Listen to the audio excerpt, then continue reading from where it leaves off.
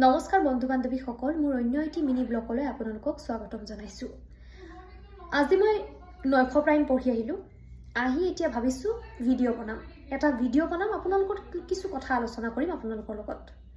যিহেতু বাতৰি পঢ়ি আহিছোঁ, বাতৰি পঢ়ি থাকোঁতে আজি 5টা-6টাকৈ ধৰ্ষণৰ বাতৰি পৰিৱেশন কৰিছোঁ। তেতিয়াই মোৰ মনত প্ৰশ্ন উত্থাপন হৈছে, আপোনাৰ মনতো প্ৰশ্ন উত্থাপন হ'ব স্বাভাৱিক যে কি হৈ আছে, সমাজখন কোনফালে গতি কৰিছে, মানুহৰ মানসিকতা কিয় সলনি হোৱা নাই। এতিয়া কিশোৰী হওক, শিশু হওক বা মহিলা হওক, প্ৰত্যেক দিনে ধৰ্ষণৰ বলি হ'ব লগা হৈছে। কিয় মানুহৰ মানসিকতা সলনি হোৱা নাই। সকলোৱে কয় যে মহিলা আৰু পুৰুষ সমান, কিন্তু কোন দিশত সমান হৈছে আপুনি নিজে ভাবকচোন, নিজে কওকচোন। আপুনি জানো এতিয়া মহিলা এগৰাকী হয় বা আপুনি যদি শিশু হয় বা আপুনি কিশোৰী হয়, আপোনাৰো এতিয়া মনত ভয় উপজিছে এনেকুৱা ঘটনা সংঘটিত হোৱাৰ পিছত আপুনিও ঘৰৰ পৰা কোনো শংকা নোহোৱাকৈ ওলাই আহিব পাৰিবনে? নিশা আপুনি ৰাজপথত অকলে ঘূৰিব পাৰিবনে? নোৱাৰে। মই যিহেতু বাতৰি পৰিৱেশন কৰোঁ, মোৰো দেৰি হয়। বাতৰি পৰিৱেশন যদি মোৰ ইভিনিং ডিউটি থাকে, মোৰ অফিচত বহুত দেৰি হৈ যায়। যেতিয়া মই অফিচৰ পৰা ঘৰলৈ মোৰ ৰুমলৈ যাওঁ, মই যিহেতু গুৱাহাটীতে থাকোঁ, ৰুমলৈ যেতিয়া যাওঁ প্ৰত্যেক দিনে মোৰো মনত এটা ভয়, আগতে নাছিলে, এতিয়া প্ৰত্যেকটো দিনেই মোৰো মনত এটা ভয় ভাৱ হয়। এটা ভাৱ হয় যে এনেকুৱা কোনোবা মানুহ ৰখি থকা নাইতো, জীৱনটোক লৈ সকলোৰে মোহ মায়া আছে। ভাৱ হয় সেই কলিকতাৰ যে চিকিৎসকগৰাকীৰ লগত এনেকুৱা ঘটনা সংঘটিত হ'ল, কাইলৈ জানো ময়ো সেই ঘটনাৰ বলি হ'ব লগা নহয়। এনেকুৱা এতিয়া মানুহে নিশা ওলাবলৈ ভয় কৰিছে, আৰু যেনেকুৱা ঘটনা সংঘটিত হৈছে পিছত মহিলাসকলে দিনতো ওলাবলৈ ভয় কৰিব, মহিলা হওক কিশোৰী হওক। কাৰণ এনেকুৱা ঘটনাই কিন্তু এতিয়া সকলোৰে মনত শংকা ভয়ৰ সৃষ্টি কৰিছে।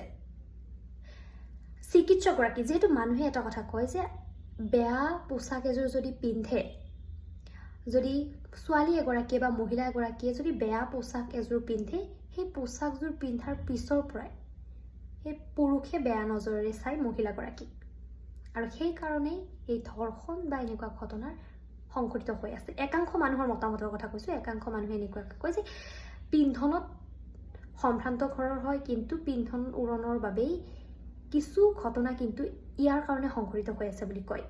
কিন্তু আপুনি ভাবক, চিকিৎসকগৰাকীটো তেওঁ চিকিৎসক আছিলে, তেওঁৰ লগত কিয় এনেকুৱা ঘটনা সংঘটিত হ'ল? তেওঁ কি পিন্ধন উৰণত বেয়া পিন্ধিছিলে?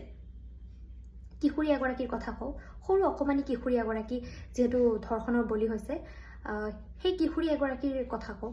কিশোৰীগৰাকী কি বেয়া পোছাক পিন্ধিছিলে যে তেওঁ ধৰ্ষণৰ বলি হ'ল? সেই টিউচন কৰিবলৈ যোৱা সৰু কণমানি কিশোৰীগৰাকী, সেই শিক্ষকজনে ধৰ্ষণ কৰাৰ ঘটনাও আজি পোহৰলৈ আহিছে। সেই কিশোৰীগৰাকীৰ কি ভুল আছিল? তাৰ পিন্ধনত কি ভুল আছিল? এটা কথা ক'ব পাৰি যে পিন্ধন উৰণক পেলাই দিব নোৱাৰি, ঠিক আছে, পিন্ধন উৰণৰ কাৰণে মানুহে কেতিয়াবা কিছুমান ঘটনা হয়, কিন্তু পিন্ধন উৰণতকৈ মানুহৰ মানসিকতাটো কিন্তু প্ৰথমতে সলনি হোৱাৰ প্ৰয়োজন আছে।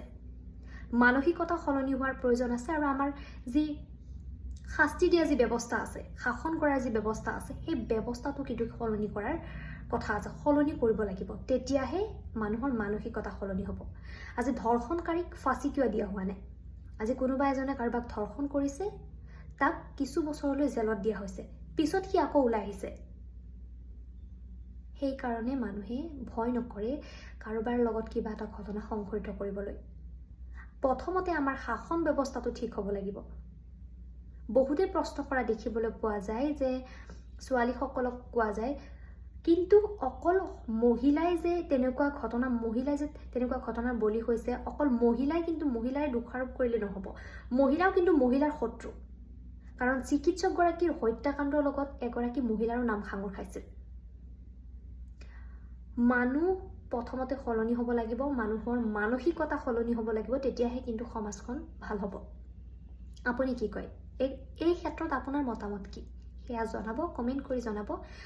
যিহেতু মোৰো আজি বুকুখন কঁপি উঠিছে, যেতিয়া মই বাতৰি পৰিৱেশন কৰিছোঁ, মোৰ দুখ লাগিছে। অকণমানি কিশোৰীগৰাকীৰ ভুল কি আছিলে? ৰাজপথত অৰ্ধ উলংঘা কৰি কিশোৰীগৰাকীক ধৰ্ষণ কৰি পেলাই থোৱা হ'ল। কিয়? কিশোৰীগৰাকীৰ ভুল কি আছিল?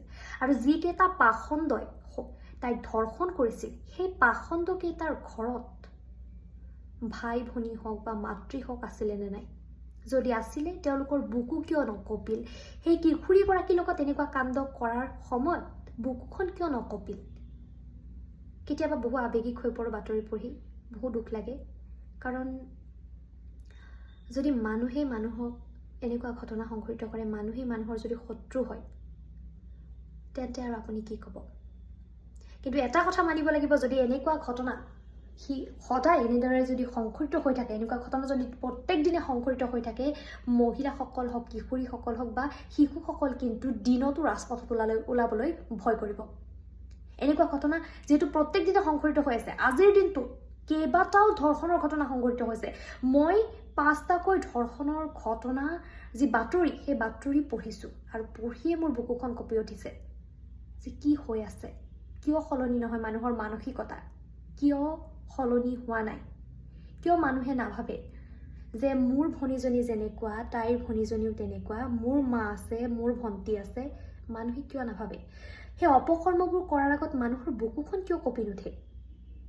এতিয়া এনেকুৱা প্ৰশ্ন উদয় হৈছে মনত।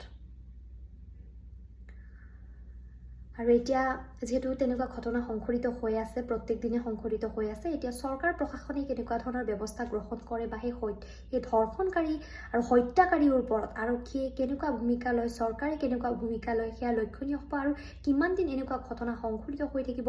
কেতিয়া সুৰক্ষা দিব নাৰীসকলক? নাৰীসকল কেতিয়া সুৰক্ষিত হ'ব? যি সম অধিকাৰ, পুৰুষ মহিলা সমান বুলি কোৱা হৈছে, সেই সমান কোৱা কথাটো কেতিয়া কাৰ্যক্ষম হ'ব? কেতিয়া পুৰুষ মহিলা সমান হ'ব সকলো দিশৰ পৰা? কেতিয়া কোনো ভয় শংকা নোহোৱাকৈ এগৰাকী নাৰীয়ে ৰাজপথত ওলাব পাৰিব, নিশাৰ ভাগত যাব পাৰিব? কেতিয়া? এতিয়া সেইটোহে লক্ষণীয় হ'ব। এতিয়া আৰু যি চৰকাৰ আছে বা চৰকাৰ আৰক্ষী প্ৰশাসনে কেনেকুৱা ধৰণৰ ভূমিকা গ্ৰহণ কৰে, তেওঁলোকৰ ভূমিকাৰ ওপৰতহে এতিয়া লক্ষণীয় হ'ব। আৰু ধৰ্ষণকাৰীয়ে শাস্তি কেনেকুৱা ধৰণৰ শাস্তি পায়, তেওঁলোকে কিছুদিন কাৰাদণ্ড লাভ কৰি আকৌ মুকলি আকাশৰ তলত ওলাই আহিলে তেওঁলোকক ফাঁচি দিয়ে, সেয়াহে লক্ষণীয় হ'ব।